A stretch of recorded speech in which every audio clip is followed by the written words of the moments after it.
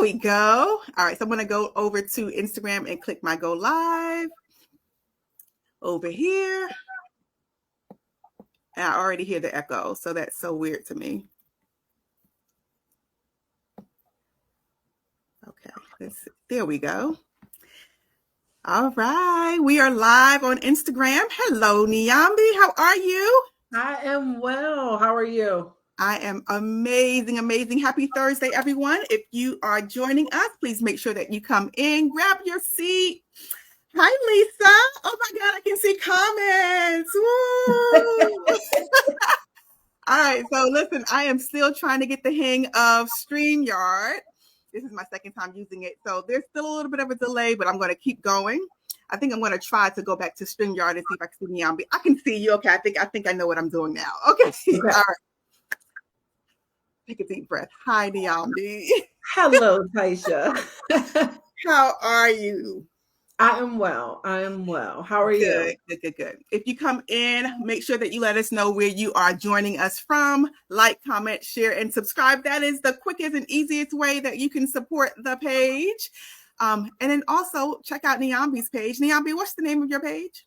It is Niambi _Dreamcatcher. Niambi _Dreamcatcher. I love this. Yeah. So our conversation tonight is entitled Strong as a Mother. And I just love genuine conversations. Niambi, you are so easy to talk to. Yeah. Niambi has become one of my best friends in my head. We on my personal page, we follow each other and we always like commenting on each other's stories and whatnot. And like, you are literally my best friend in my head. And I love holding conversations with you because I think that you are bright and articulate and knowledgeable and all the things. And so this is our part 2. If you have not checked out part 1, you have to go get the clips. Right. Because Instagram was giving us the business that day too, right? Yeah. So I wanted to also say this because it's also in the room and I don't want to put you on the spot, but I wanted to say that I really appreciate who you are. So in my, I'm a Christian. And in my world, sometimes we don't appreciate people that hold different faiths than ours. Mm-hmm. And so that came up for me recently that, wow, she holds a different faith from you. What is that about? And what I wanted to say to that was that I appreciate you for who you are. Mm-hmm. And I value you for who you are. And yeah, we may not agree on faith and whatnot. And I think we kind of do agree on faith, to be honest with you. Right. But yeah. What I want to say, the bottom line is that I appreciate who you are as a person. Mm-hmm. And so I'm saying that, Niambi, because it's here, it's in the room, virtually. But I wanted to acknowledge that and honor that and just let you know how much I appreciate who you are as a person outside of maybe your beliefs and my beliefs and all those other things. And so that maybe that's for other people as well. Yeah. So I want to say thank you. Yeah. Thank you for your kind words about me, right? Mm-hmm. I moved through this life trying to be as authentic as possible. But it does my heart good, right? To hear that who I am as a person is landing with people. Mm-hmm. And I'm glad that you brought up the piece about the faiths, because just like you said, we may not agree on everything, but we may, the thing that pops in my mind, this was years ago, but it always comes back to me. It was a Super Bowl commercial and it was a voiceover by Maya Angelou. Mm-hmm. And she said a number of things, but what she kept coming back to is we are more alike than we are different. Yeah. Right. And so I think even the idea that we don't necessarily agree on things is, I don't know how accurate that is, right? Which is why I allow myself to lean in and understand, and I try to share my beliefs and my practices in a very practical way, because I believe there are some baseline things. We might have different language. We might, go about things a different way, but there's some baseline things. And I feel like the baseline things are the most important things. Mm-hmm. And I would have to say, if there wasn't some sort of agreement to some degree, we wouldn't be able to have these conversations. I agree. Yeah. I agree. And I also agree with, like, when you sit down and like think about it, it's like we're saying the same thing. We're saying the same thing and calling it something different. I'm like, come on now. Yeah. I remember, so one of my mom's best friend, her name is LJ, Laura Jane. And my mom still lived in the Bronx. My mom met LJ when she lived in the Bronx, and they taught together. And LJ is Jewish. My mom was Christian. And LJ went on, I guess, what is the equivalent of a pilgrimage. But I remember having the conversation. Now, don't hold me to this. I don't like to quote things because then people want to hold you to it and tear it to shreds. But essentially, that the Holy Land or the holy place that Christians will pilgrimage to, that Muslims pilgrimage to, and that Jewish people pilgrimage to is essentially the same place. Yeah. So it's just the idea that, and when I speak to people, I'm like, I believe what I believe, and I'm not trying to convince anyone. But what I will say is, if you find yourself in any belief system that makes you question the idea of just exploring something else, then you should question that, because I'm solid. So I can have a conversation with a Christian and understand, well, I was a Christian, so that might not be the best example. You were a minister, right? I was a deaconess. Deaconess, yes. I was a deaconess with big all the things, deaconess knee, right? And so, I shared that story, but, I can have a conversation with a Muslim. I can have a conversation with a Jewish person. I can't have conversations with racists. Yeah. You know what I'm saying? So it's like, it's just understanding, but I appreciate you. I wanted to just give voice to it, because sometimes we don't give voice and it's still there. I talk to my clients about, like, the pink elephant or the white elephant that's in the middle of the living room, and we're all walking around this elephant and nobody is saying, hey, do you see the elephant? Right. How did the elephant get here? Do we need to let it out? Do we want to eat with it? Like, what do we? So I think it's very important to speak to the pink elephant, white elephant in the room, not just for you or for my benefit, but for other people's benefit that may actually listen to this live, because I do have a particular population or audience that may watch this replay. Got it. Okay. Got it? Okay. Thank you. All right. So listen, as I said, Niambi is one of my new friends in my head, and we go back and forth on the gram all the time, sometimes on Facebook. And this week, actually, I think it was today, a little earlier this week, I posted this clip of my daughter at her recital. And the more, like, it happened on Saturday, and the more that I go back and forth with it in my mind, the more I'm like, God, did she break a generational curse? Is she, like, making an announcement? It was, like, so deep and spiritual. And sometimes I think that we're not, at least I don't always connect to the fact that mothering, being a mom, being a daughter, all the things, is really a spiritual journey. It is really a spiritual journey. And sometimes we just look at the practical day-to-day, drum to drum, just humdum things of motherhood, and we forget that it is a spiritual exchange. It is like, I don't know what your beliefs are about motherhood and daughterhood, but I do believe that, like, you chose your mom, you chose your, like, I think it happens spiritually. What do you think about that? Yeah. Absolutely. I believe that we chose our parents. My belief is that we chose to incarnate in the entire experience, right? Yeah. So there was an intentional choice to incarnate into the blood family that I'm in, into the line that I'm in, that's, choosing my mother.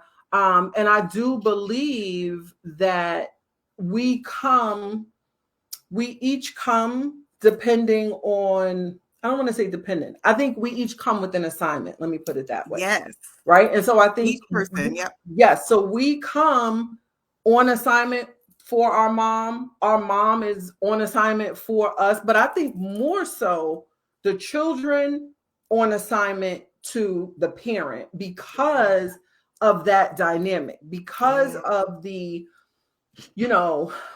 and I'm probably gonna say this a few times while we go through this broadcast, because nothing is with a broad stroke. And so I try to be careful about my language When I say general things, I'm not talking about if you are in, an abusive situation, and I'm not minimizing, because I know that there's some really intense dynamics between mothers and children, family in general. And I'm never saying like, well, that's your family, just work it out. You incarnated, you have to figure out the lessons together. So I'm not saying that, but I am saying that I believe that our children come with an understanding of what lessons we need to learn at different phases, right? Yeah. I have 3 boys. My boys are all 6 years apart. So my oldest is 25, 18, and 12. Wow. Yeah. I didn't know that. Girl, what were you thinking? I've been at this game for a long time. But talking about the divinity of it, I was actually just talking to my middle son about it, because it wasn't planned, right? Not that it wasn't planned, but it wasn't like, oh, we're going to have them 6 years apart. It was the nature of who I was as a person, right? So again, I have a girlfriend that has a set of twins, and then her third little girl is like 11 months later. So they might as well be triplets. I know for me, the way that I process things, like one major thing at a time. So I wasn't even ready to rebound until 5 years later. And then I ended up pregnant again. But that was my journey, right? But my boys are so different. Yeah. What they each bring out of me is different. And as I've traveled along my journey of understanding it, as you know, I am glad you brought it into the space, because you know that I was going to end up on astrology one way or another. I can't not. But when I look at my children's astrological signs and how it relates with me, it makes sense who they are and who they were to different periods of my life. They've each brought out something different. They've each challenged me in a different way. They've each held me and supported me in different ways. And so I'm humbled on this side of it. I think early on, you believe you're the parent with all of the answers, the guidance and direction, but I'm grateful for my children. And I know that they have created the woman that I stand to be today. Wow, that's so good. Yeah. That's so good. And I love that you talked about the humility side of it, right? Because, we both, Niambi's a triple P. Niambi, you were supervising me in triple P for a bit there, right? Yes. So when you think about some of the parents that we kind of engage with, sometimes we do come into it saying that I'm the parent, do as I say, don't tell me nothing. I have the life experience, in minimizing and invalidating our kids' experiences when they really do have something to share and offer us that can actually help us grow. So I love that you're speaking to the humility of parenthood, not just for moms, but just for parents, mom and dad. But I want to get into that a little bit more. Be talking about that humility side of things, because our topic for tonight is strong as a mother. And we started kind of talking about kind of the things that are expected of us as moms. What do you think are the expectations, the unspoken expectations of motherhood? So again, if you would have asked me this question 15 years ago, the answer would have been. Because the one thing that I realized is so much of it is self-inflicted. So much of the weight of the what is perfection, of the what is the world going to think about my kids, is self-inflicted. Yes. People actually have more grace for parents than they often have for themselves. And then this idea of your children sort of like being your chance to get it right. But we just said that if I incarnated here with my own curriculum, then so did my children. Right. But I will say that whether self-inflicted or societally, I think that there's this pressure to get it right. Yeah. And I also think with social media, there is so much pressure, even around, the little things, what your baby shower look like, right? You know what I'm saying? Like, just, and I'm not saying don't desire those things, but identify if you truly desire them or if you are succumbing to the pressure. I think there's an expectation of moms to be able to keep all the balls in the air at all times and not display, I don't want to say weakness, but not display the difficulty. Again, I'm being honest in that I'm not sure who expects that. I think sometimes, right, I think sometimes we expect it and they get used to it. That's my testimony, that I have high expectations of myself. Yeah. So I kept 15 balls in the air at all time, looking like it was easy.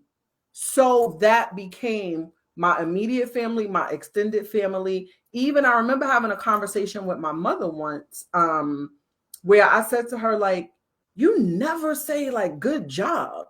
And she was like, I didn't think you needed that. Like, you're strong, you got it together. Like, we think we're only supposed to console or good job to somebody that's showing distress, right? But what I will say is, if you show up with an S on your chest, then you cannot get angry when people around you expect you to be Superwoman.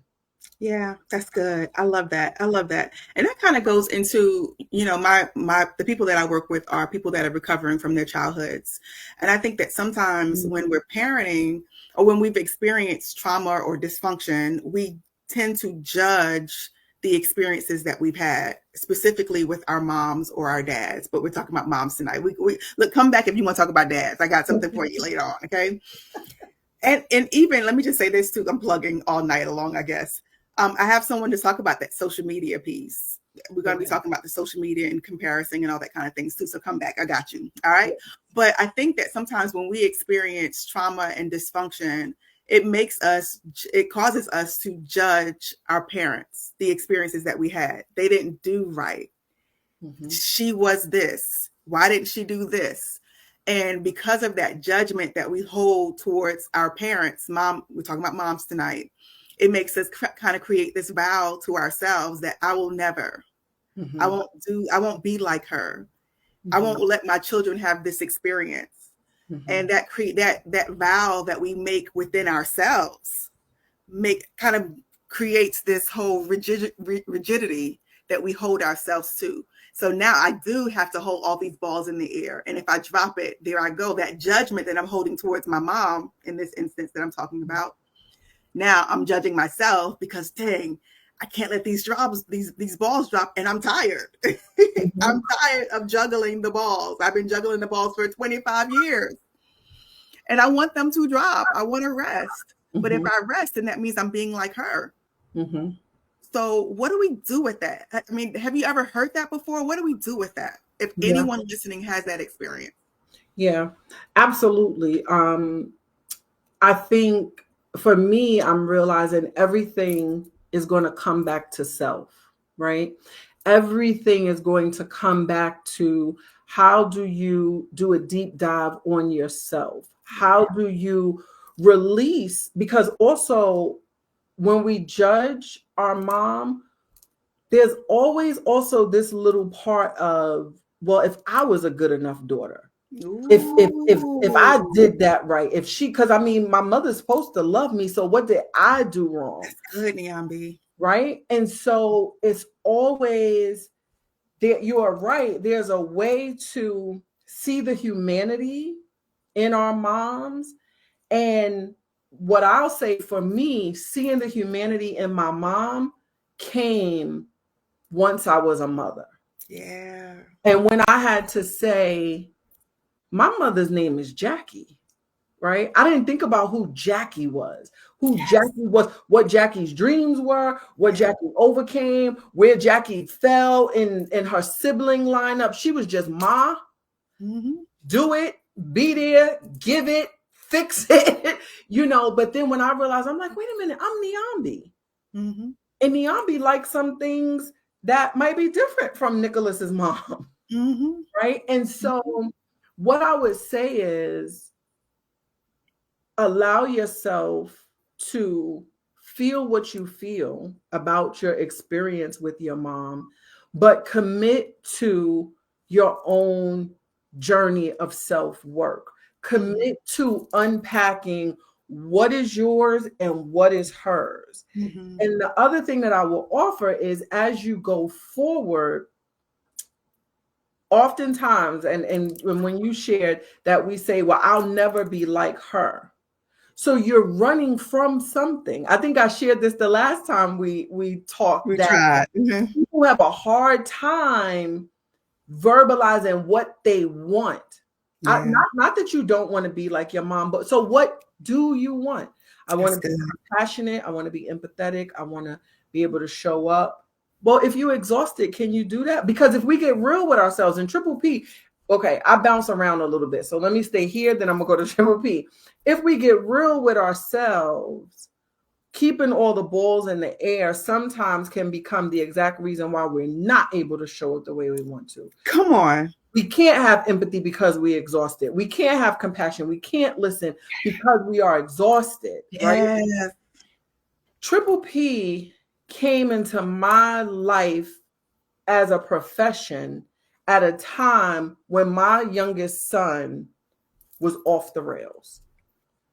And I could have either I had a choice, and the choice was to lean into this job, this work, which ultimately caused me to lean into how I was parenting, right? Mm-hmm. So I was stressed. I had recently lost my mom. I had recently ended a long-term marriage. I was tired. I was at my wits' end. But I was saying that he was bad. Mm-hmm. Like, what kind of energy was I bringing home every day? Yeah, come on. Intention in this house, right?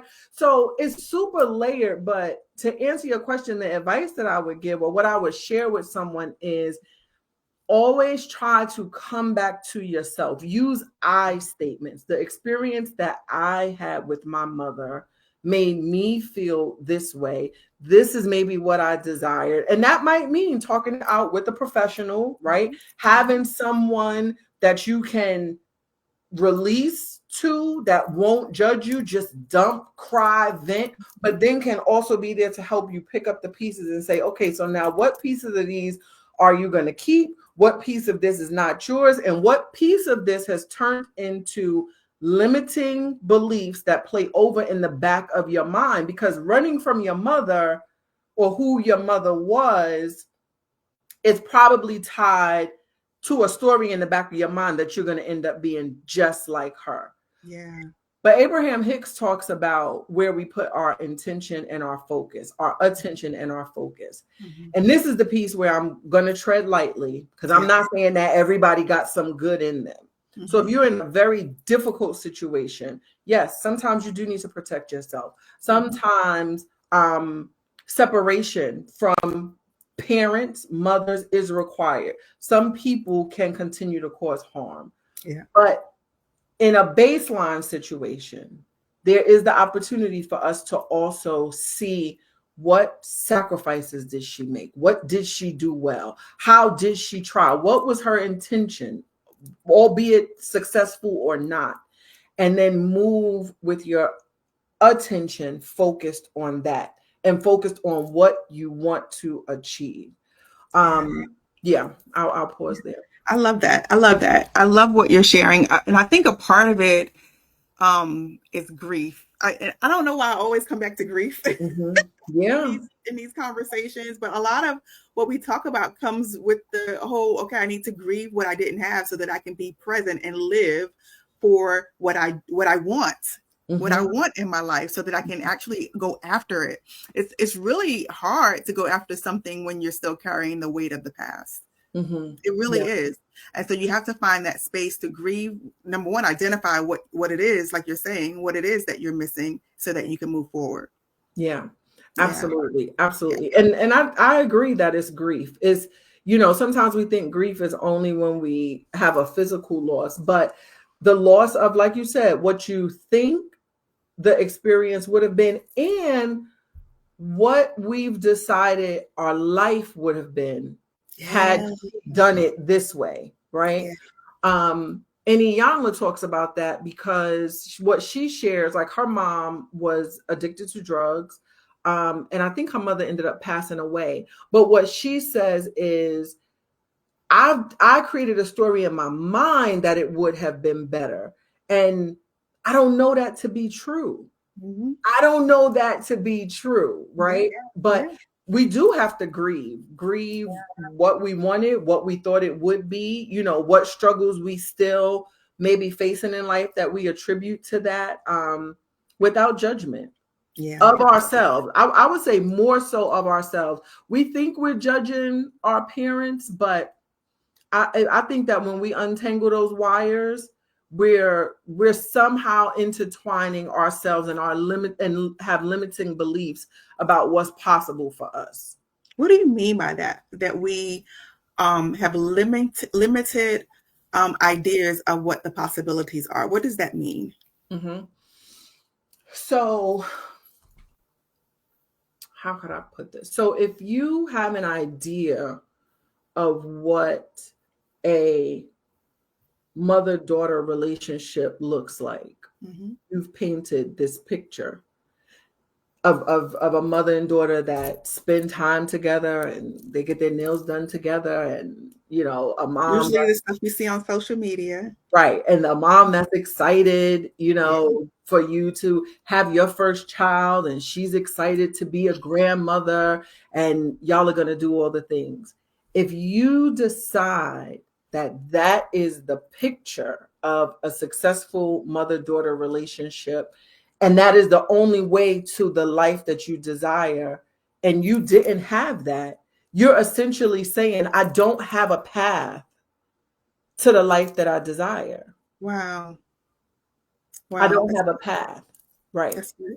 And so if I don't have a path, meaning so sometimes when we're working with people, they didn't have that social media image of what a mother and daughter relationship should have been like, or what they wanted it to be based on social media, right? Mm-hmm. And so now they trip up in their parenting because I don't have a blueprint. Mm-hmm. So what do they do with that now from your perspective? So from my perspective, one, it's looking for the good. Yeah. Was there a teacher that saw good in you? Was there a principal? Was there a mentor? Was there somebody from the church? Was there a neighbor? Was there some representation of good? And if not, because for some people the answer is no, all around it was terrible. If not, know that you can clean slate it. You actually don't have to create your future from a blueprint. You can, if you do your self-work, right? For me, this is where spirituality comes from.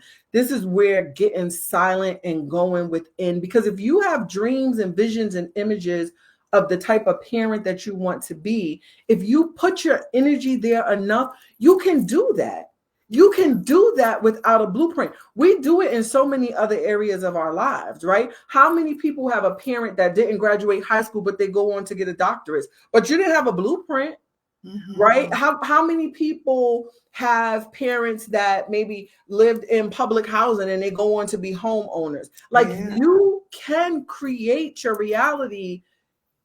We don't realize how much even subtle negative thoughts keep us from creating the life of our dreams. Yeah, that's so good. That's so good. And I think, speaking to the topic, like, and that is what strength is. Like, we think that strength is juggling the balls and not dropping it, mm-hmm. right? But true strength is kind of sitting with yourself and making those observations, and maybe not having the blueprint, but creating it for yourself, creating what you desire, not what society or they say that it should be. It's literally what you want to make it. Yeah.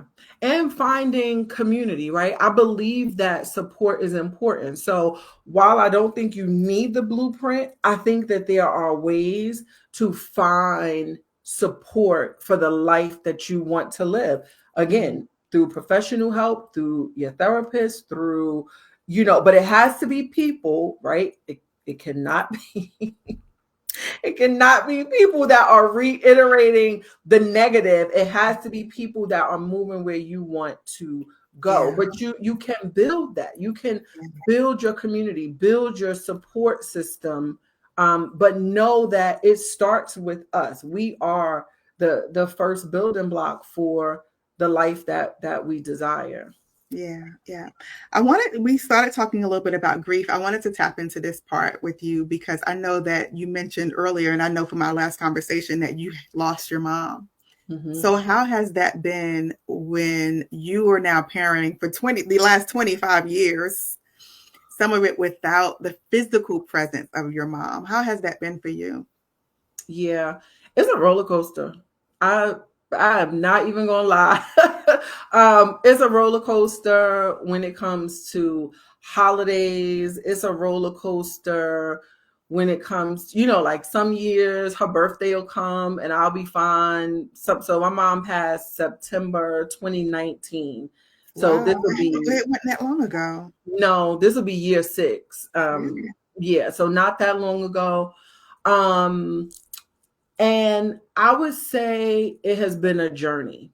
I remember, so when she first passed, Facebook shows you your memories, right? And I remember I just needed an outlet. And so a Facebook memory came up, and I remember typing, like, this is bull. Like, that's what it is. Like, I'm pissed and I'm mad, and my best friend is gone, and this is bull. And I've decided that I get to judge that she was a good person. And there might have even been some other people that I feel like, I was angry. I'm not going to lie about that. I was angry. I was very angry. And then I was just sad. I felt cheated, right? I felt cheated out of experiences for me, but more so experiences for my son, my sons. Like, I just felt cheated. Like, all I could think about was, she's not going to be able to, she won't be here for this. She won't be here for that. She won't be here for this. She won't be here for that. And then that just turned into choosing to put one foot in front of the other, right? Like, I say this about everything about my life. It's not a magic wand. There were some days where I have in my bedroom, my bathroom is in my bedroom, and I literally made it from my bed to the shower and back into bed. Wow. But I knew that I needed to come out on the other side.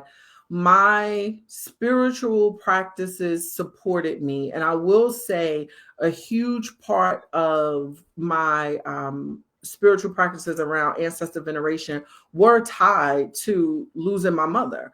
And even in having that conversation, I've had, and I won't say multiple people because I don't want to be dramatic about it, but I've had people that sort of question my spirituality as like, well, maybe it's just because you miss your mom.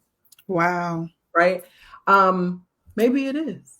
And I've had to be okay with the fact that we all have different catalysts, right? It's something that caused somebody to show up in the church one day, somebody to get up out the pew and go get saved. It's something that caused somebody to convert to Islam one day. So I had to release the idea of trying to get people to understand. But that aspect of it came from her passing. But I will say early on, even then, it was still too raw, right, for me to want to engage with her or have comfort. Like, people would be like, well, she didn't pass. She's always with you. Please. Right. Please, because she's not in this house, and she would have been in this house over Christmas, right? Eating cookies and drinking chocolate milk with my son. So my point is, it has just been a very real evolution. And there are days where her energy is so strong and her presence is there. But the one thing that I will say that shifted for me was I realized like I became the top of my totem pole. That's the example Mm. that my mother was the top of my totem pole. And I realized that there's a part of me that grew and evolved and needed to take up space that would not have as long as my mother was in the physical realm. That's my Wow. spiritual belief. Yeah. Wow. Wow. Yeah. So it made you tap into who you actually are. It made me tap in, but it made me show up in my confidence, not calling her, second guessing everything. Where it got to the point where I would call her and she'd be like, Niambi, you know the answer. And I'd be like, I know, but blah, blah, blah. Want You you to know, tell me. right, I want you to tell me. So that, like, I realized in this season of my life where I'm going, what I'm intended to do, who I'm intended to influence, I needed to be able to be fully seated in Niambi and in my confidence.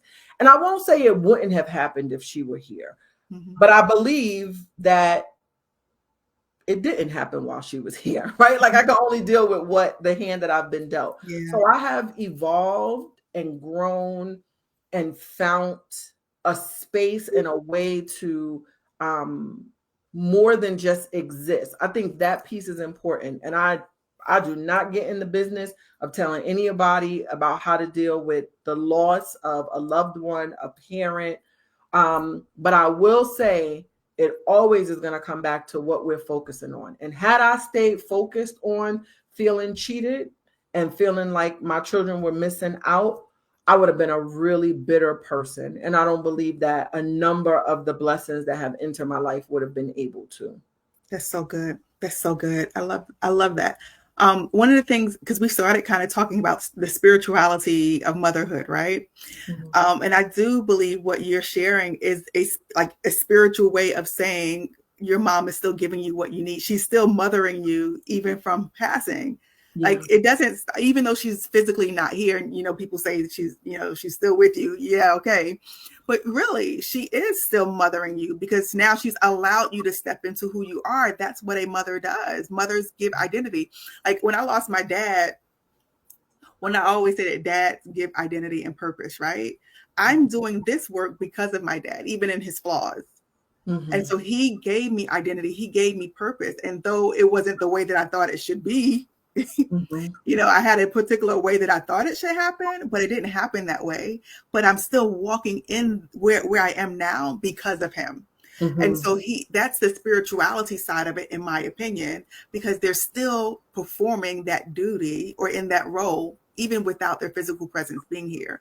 And I do believe, and this is what I share with people, is that if we believe that there is a source, right, then that source will give us what we need if we open ourselves up to what we're asking for, right? It doesn't have to come from the resource that we think it needs to come from. It can come from other resources, right? And so sometimes we can get so stuck on, but it didn't come from my mom, but it didn't come from my dad, it didn't come from Niambi, and I'm salty about that, right? I'm sad about that, I'm grieving that.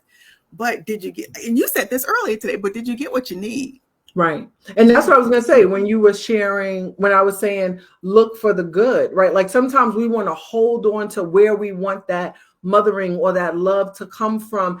And for some people, there's love coming at them from every angle. And all they can see is it didn't come from this person. But if you humanize that person, you could realize that person may not have had it to give. Yeah. And that's very real. Sometimes they don't have it to give, or they don't have it to give in the way that you desire it, but it doesn't mean that it's not coming. And the one thing that I will say, like I was saying when I said like people are like your mom is still with you, I want to clean that up a little bit with my sarcasm. I know that she's still with me, right? And as I walk through my spiritual practices and ancestor veneration and things of that nature, it is becoming more apparent, right? But I think that there's something to be said about, again, allowing people to grieve. So all I'm saying is that was not the answer that I needed year 1, 2, or 3, because I wanted her physically here in my house with me and my kids, right? But the other thing is death is the one thing we're certain about. It's I coming. agree. I agree. I agree. Yeah, Right? it's a part of the life cycle. It is. And if we could adjust our relationship with that, and that's a whole other, whole other conversation, Mhm. but that's the key. The key is adjusting our relationship. We see life and death cycles in front of us every which way we turn. It's spring right now. This whole thing in my backyard, all of these trees were bare. I could see straight across to the greenway 2 months ago, and now it looks like a jungle. We see examples of death and rebirth, or the life and death and life cycle. And that, again, when we talk about spirituality, a lot of my spirituality is simply rooted in the idea that we are a part of nature, not separate from it. Yeah. Right? We are part of these cycles. We Yeah. go through cycles like the season, as the sun and the moon rise and set, so. That's good. That's good. I love that. Talk to this part about, let's kind of shift to daughtering. So we talked a lot about being a mom, but what about the daughters? And how do you, like, I'm starting to lean into that. And I actually am starting to present on that and talk to daughters about, especially like nowadays, like this whole like strong Black woman, right? I'm a strong Black woman. But how do daughters relate to strong Black mothers, strong Black women? How do you be a daughter to a strong Black woman and still be okay yourself? So I think we have to, one, get clear about what the definition of a strong Black woman is, right? And be honest in the conversations and make sure that we're not mistaking strong Black woman with trauma-filled, angry. And I'm not subscribing to like the angry Black woman narrative, but I'm saying sometimes if you are a strong Black woman, we have quite a few moms in our community that are single moms. If you are keeping all of the balls in the air, what you define as strong could be tied up in frustration and exhaustion and all of those things. And the answer to that is, if you are raising a strong Black woman, you're with that same context, then you're going to get an explosion. Like that's what you're going to get. If nobody can lean out of it, if nobody can, if nobody can soften, and it depends on the dynamics of the mother and the child. So I think the mother-daughter dynamic, I will say my relationship with my mom, it was an interesting one, because I am a very forward, fiery, and I've always been this way, very like loud, in your face, all of that. And my mother was as cool as the other side of the pillow. Wow. Right. And so my definition of strong Black woman did not show up in conflict, but what it showed up in was my mom's definition of strong was making sure she had education, her career, so forth and so on. So I spent a lot of time by myself. So for me, strong looked like abandoned, was, the language that I use, and angry because you out here teaching everybody else's kids. My mother was in education. You're mentoring everybody else. You're doing all these other things.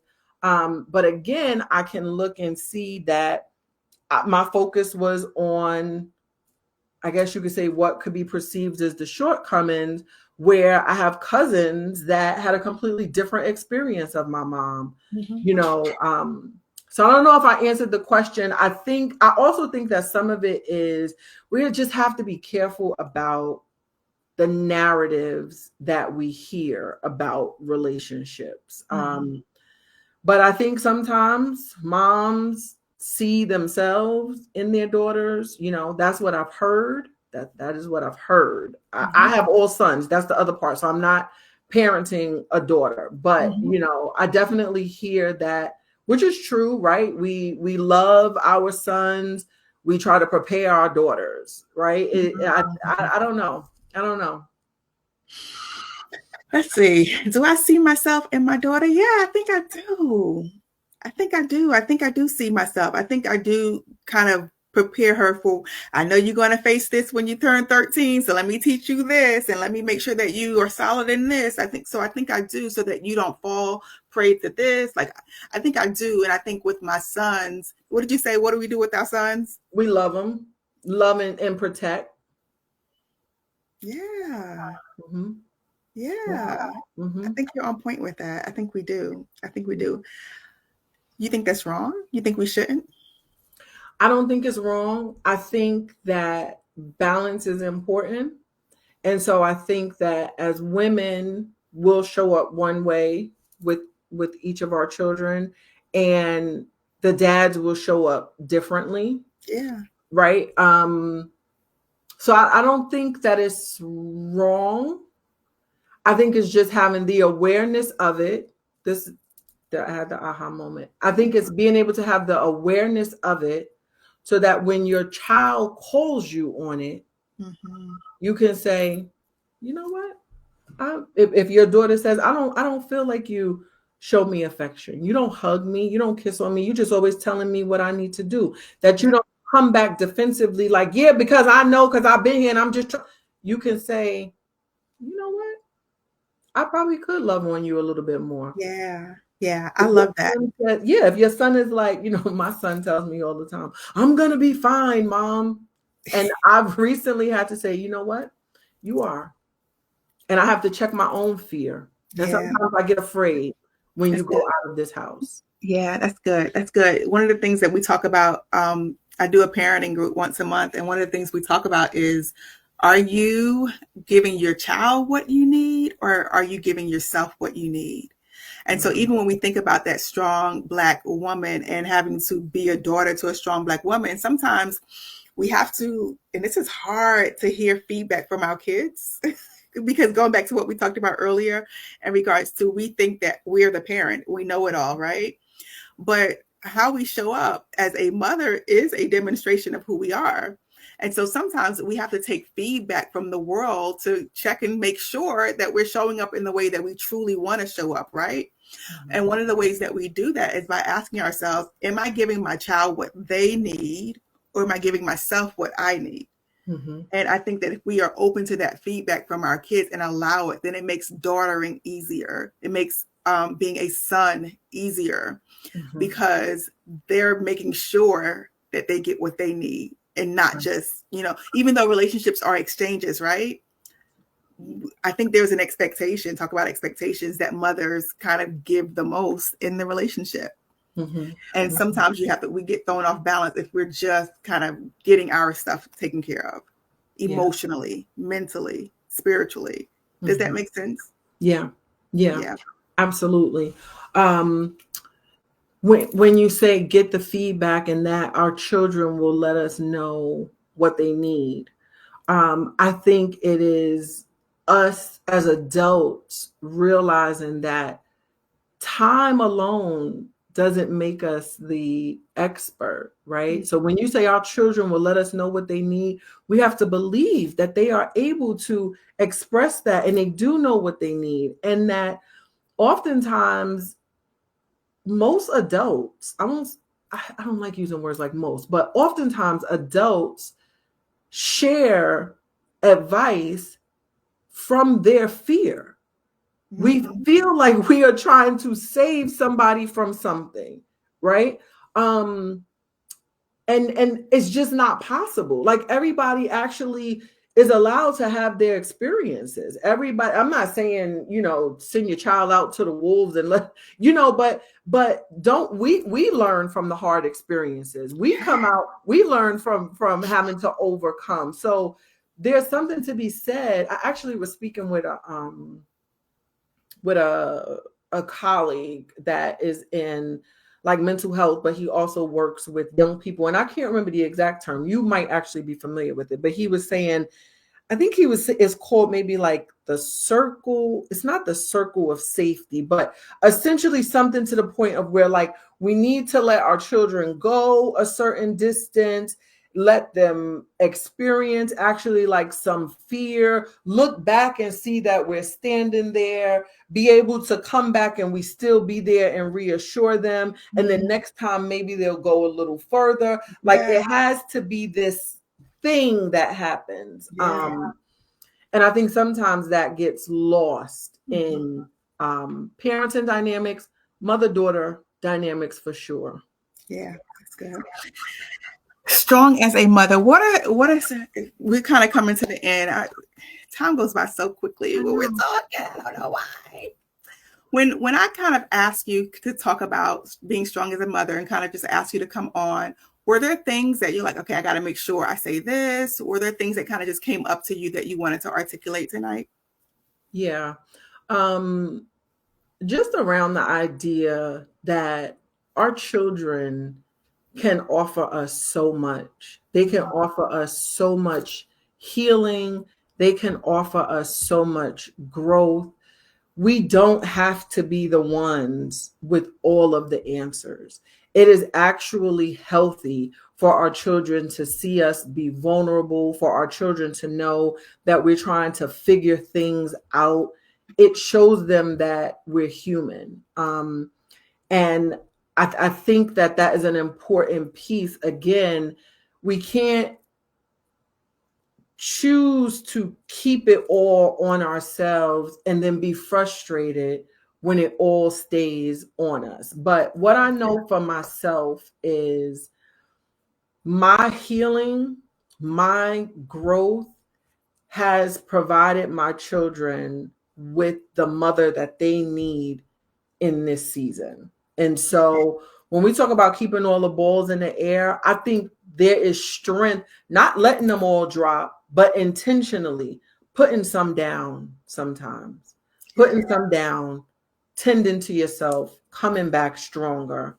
And that can be so scary. Like I'm thinking about moms that maybe not partnered.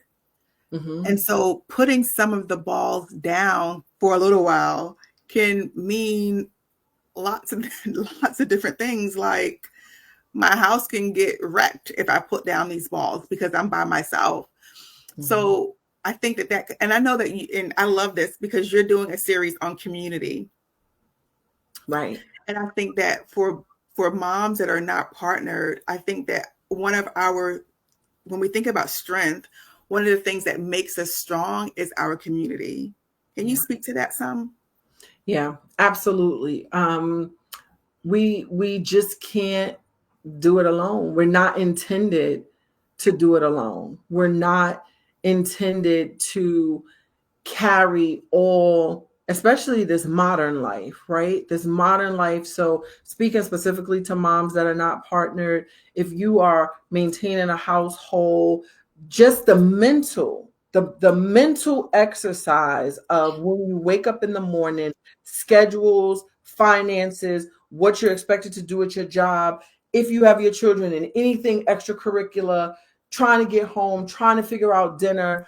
And so sometimes community can look like physical support, but sometimes community can just be some place to have conversation, some place to sit in stillness for a moment in your car and allow yourself to reset before you move from one thing to the other. I think that I share when it comes to community, I'm a very independent person. So I was independent and in a marriage. So outside of my own independence, the only other person I really relied on was my ex-husband, and my mother. So there's that part, right? And I lost both of them within a month, right? I could have decided I'm not letting nobody in. I don't trust anybody. Yeah. But that would not have served me. So I now move in a space. I genuinely believe that people want to help me. I genuinely believe that people want to support me. And I heard you say that the other day. I think I might have been watching your podcast and you said that. I genuinely believe it. Sometimes people think I'm joking, but no, I really believe that people want to help me. But when you said about where where the support or where the provision comes from. I remember when I was walking through the dissolution of my marriage, my girlfriend said, Niamba, your provision has always come from God. And so God showed up as my neighbor next door. My washing machine broke the other day. My son needed to do laundry. My neighbor was like, what are you going to the laundromat for? Send him over here. Oh, that's so good. God showed up as Triple P. God showed up as Kathy and James, right?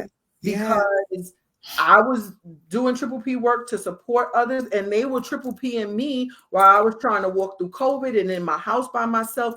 That was provision. That was community. So yeah. Go ahead. Finish your thought. I was going to say it always comes back to unpacking your own stuff and being able to open your heart. Open your heart to support, to love. Yeah. And I think I love, yes, absolutely. And I think the opening our heart, it goes back to kind of what everything is just tied in, because I do think that we have this, and you talked about this the last time we did a live together about the perception. Like I was okay with being myself, right? But I wasn't okay with people perceiving who I was, because then that means that they can now say that I am that mother that I judged all those years, right? And I didn't want to sit with that, right? And so a part of opening your heart to community involves that risk of how people will perceive you. And that may not be always favorable, and you have to be okay with that. Right. You have to be okay with people with the thought of they might not like what they see when I am myself. When I ask for help, they may not like the fact that I'm asking for help. Somebody may judge the fact that I'm asking for help, but that humility that you spoke of earlier comes into play. Like I have to humble myself because this is where I am and this is what I need. I can't, I'm juggling these balls and I'm tired. What am I going to do? I'm going to put the balls down and be humble enough to say, I need help. Tag in. Yeah. And trusting, I truly believe that the more that we learn ourselves, right, you'll quickly identify the people that judge who you are, and you don't have to stay in that community. Oh, come on. That's the part. You choose your community. You choose your community. And I trust my spidey senses. I said this recently too. I don't know where I said it, but like when my inner self is like, I'm like, okay, girl, let's go. I don't ask a whole lot of questions. You ever see those commercials like Viola Davis? I'm like, yes. Like, yes. Trust in that. You don't have to, just because you have a need, you don't have to stay someplace where somebody's making you feel bad for having the need or judging you or giving you the side eye. That's not your community. Those are not your people. That's so important. That's so important. So a part of being strong as a mother is allowing yourself to be open and vulnerable, ask for help. But when you are choosing your community, knowing that it is a choice and you do not have to just accept anybody into your space.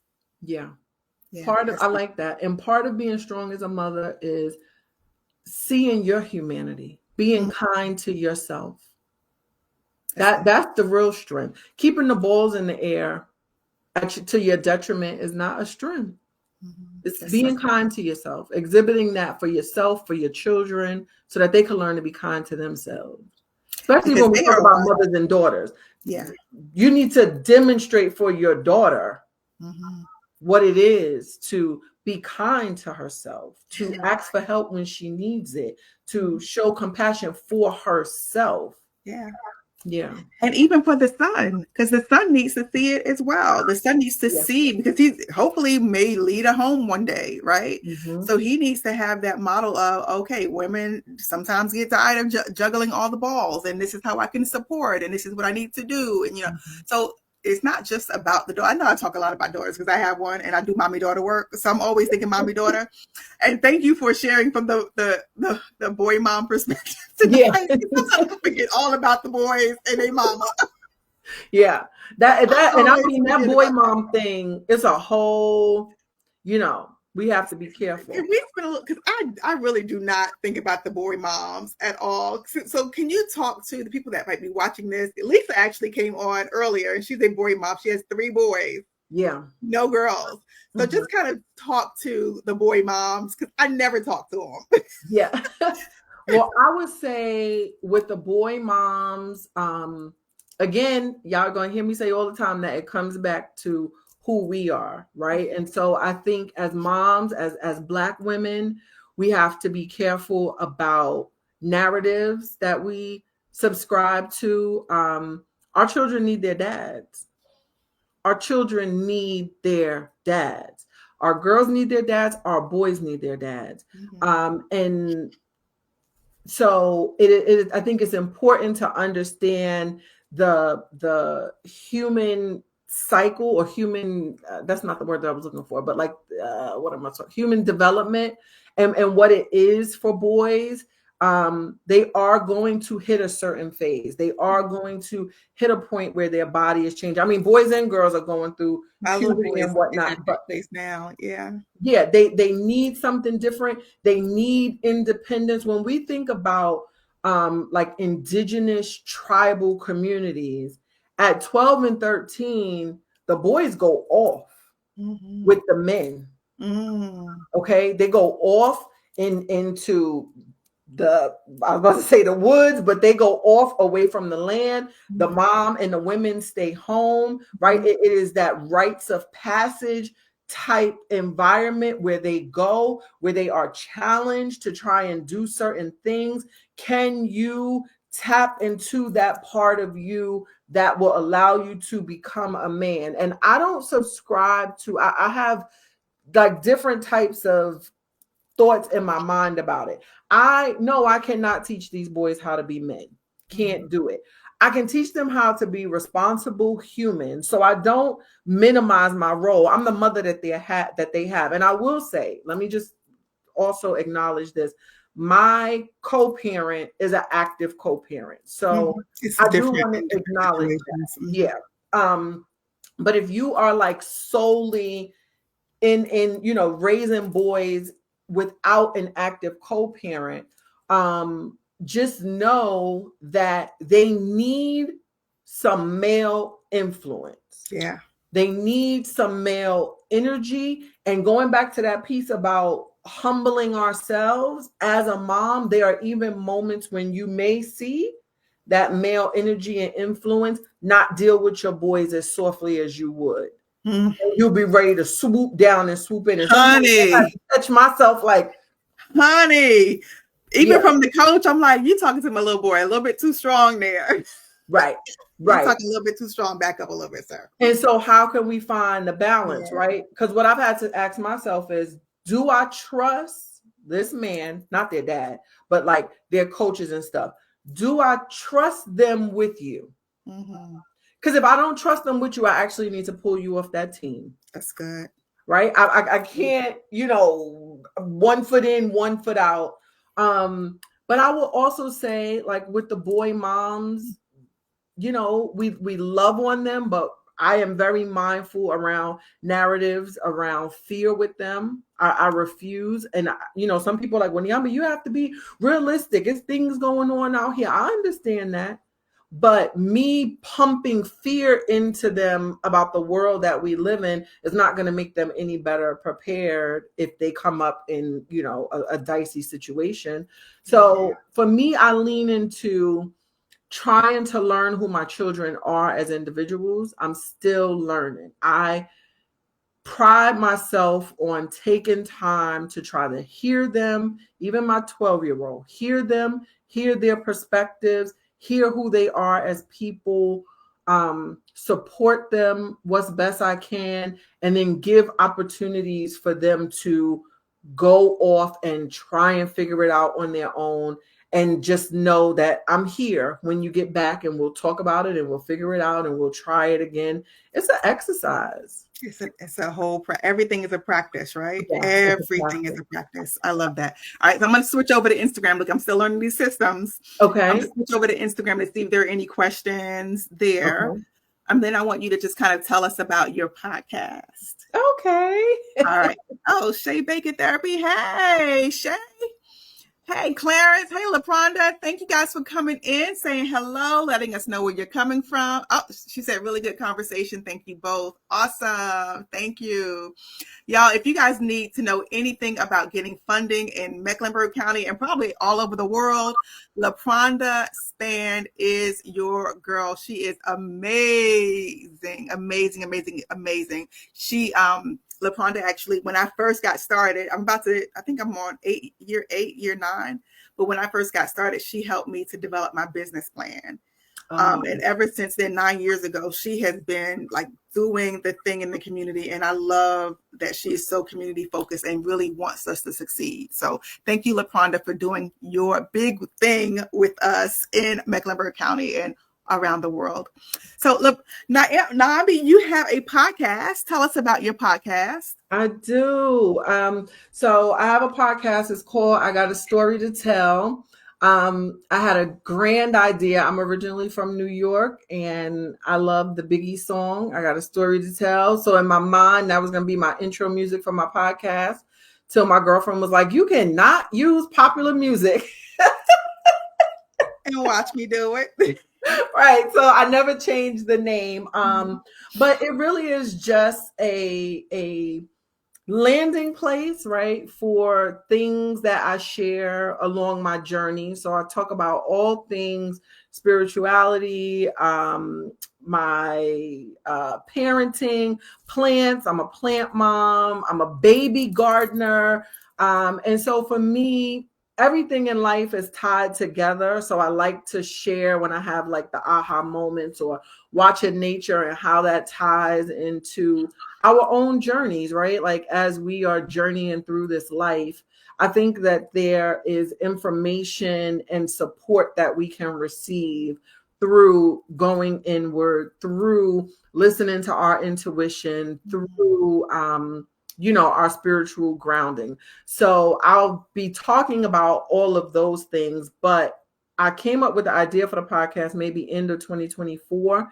And there was just so much going on with this new administration and just so much fear. And when I looked around, I'm like, there are so many people that are doing work to create community. And I think we need to be having the conversation about the importance of community. Like I said, as a people, African American, Black folks, it's in us. It's in us to be communal. It's in us to be supportive, to be tribal to a sense. And this individualistic, consumerism, all of that is not innately who we are.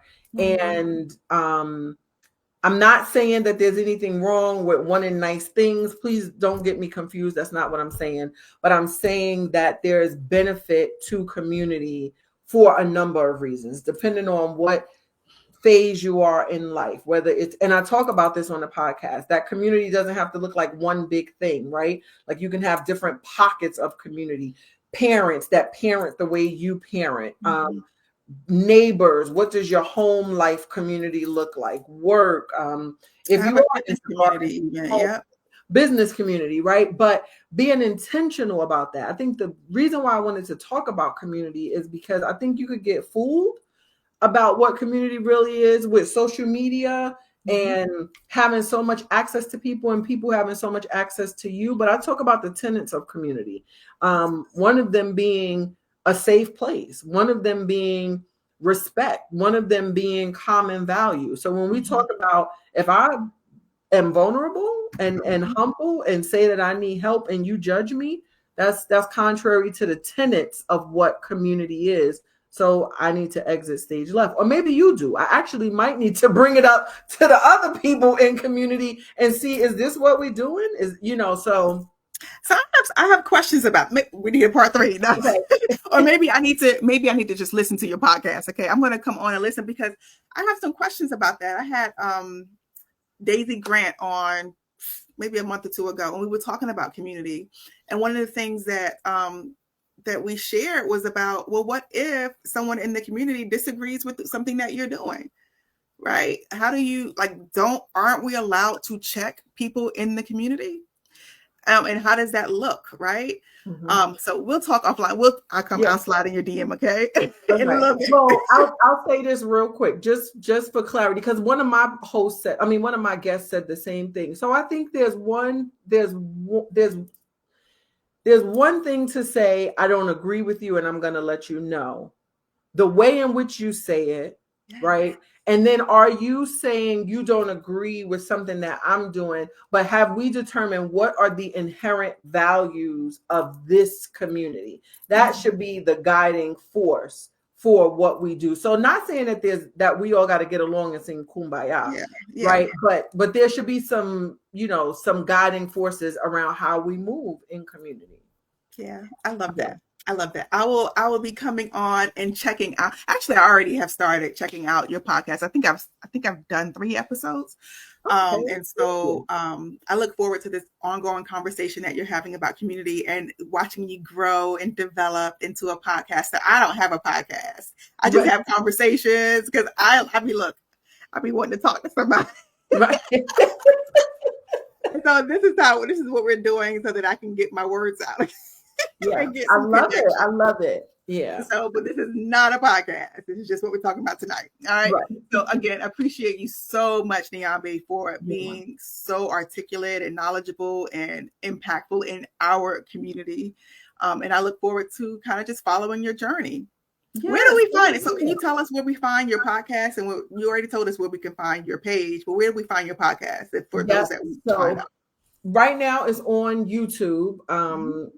And it is Niambi Kaisha. That's my YouTube page. On my Instagram, there is a link in my bio to the podcast. So if you want to see the video, you can go right on YouTube, but you can also just listen to it on YouTube Music. So if you're somebody that prefers just the audio, it's there on YouTube Music, and it's Niambi_Dreamcatcher is my IG, and then Niambi Kaisha is the YouTube. There we go. Well, there it is. You guys go check Miss Niambi Kaisha. I always say Keisha Kaisha. I love it. Go check her out. And thank you guys for joining us. I will see you all next week.